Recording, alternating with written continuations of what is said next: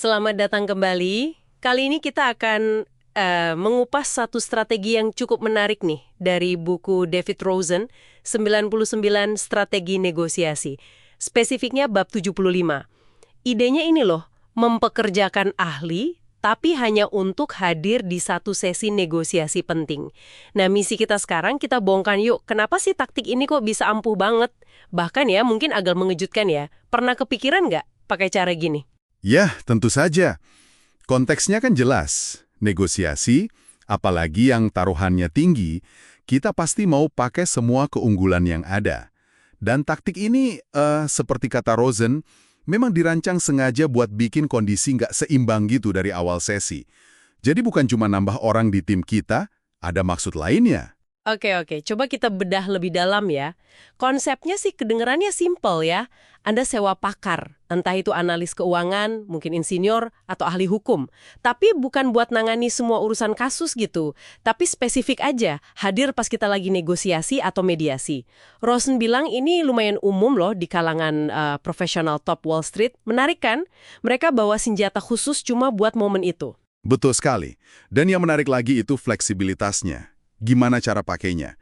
Rosen jelasin, ahli ini bisa kerja di belakang layar aja. Jadi kayak ngasih masukan bisik-bisik gitu tanpa lawan tahu.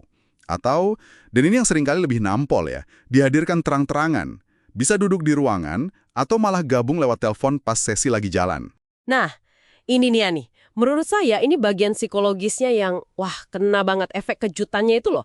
Seringkali kan, ya seperti digambarkan di buku ini, tahu-tahu aja ahli ini dimunculkan pas sesi pembukaan. Coba deh bayangin kalau Anda di posisi lawan gitu. Tiba-tiba nongol pakar di seberang meja, sementara kita datang, ya biasa aja, nggak bawa ahli tandingan. Itu bisa langsung bikin, Rosen bilang kekacauan ya, bikin ragu di tim mereka. Pasti. Reaksi pertama lawan mungkin, wah, protes keras ini. Dianggap nggak fair, atau nyalahin aturan main. Nah, respons yang disaranin Rosen itu cukup tegas ya. Bilang aja, ini biasa kok dalam negosiasi serius. Malah balik nanya, loh, kok Anda datang nggak bawa ahli sendiri? Gitu. Jadi kayak nantang kesiapan mereka.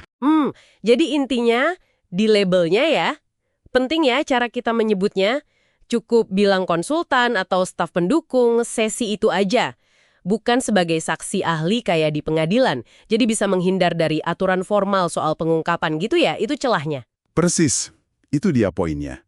Dengan mengkategorikan mereka sebagai bagian tim negosiasi untuk sesi itu aja, bukan saksi formal, argumennya jadi ya pengungkapan sebelumnya nggak perlu. Fokusnya geser dari aturan formal ke substansi persiapan. Kalau ditarik lebih luas lagi nih, ini kan permainan soal keunggulan informasi, dan yang lebih penting lagi mungkin, keunggulan psikologis. Bener banget. Kehadiran ahli itu sendiri aja, bahkan sebelum ngomong apa-apa, udah ngirim sinyal kuat loh. Sinyal soal keseriusan kita, tingkat persiapan kita. Ini bukan cuma soal nambah pengetahuan teknis, tapi lebih ke manuver psikologis. Rosen sampai bilang ini taktik yang bisa menghancurkan lawan, terutama kalau nggak diduga sama sekali.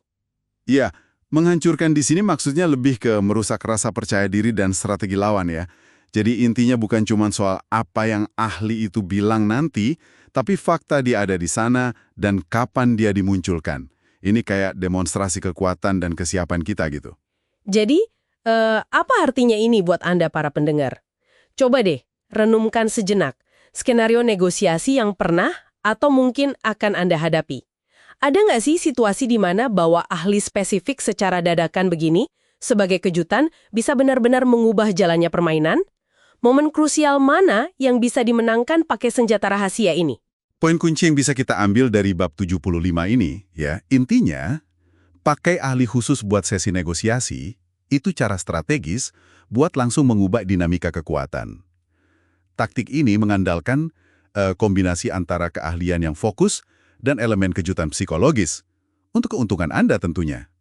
Rosen nyebutnya sebagai penciptaan ketidakcocokan kekuatan yang mengejutkan. Keren ya istilahnya. Ini jelas ya, memunculkan satu pertanyaan terakhir nih yang penting buat Anda renungkan juga. Selain mikirin buat pakai strategi ini, gimana kalau kita mulai berpikir buat mengantisipasi?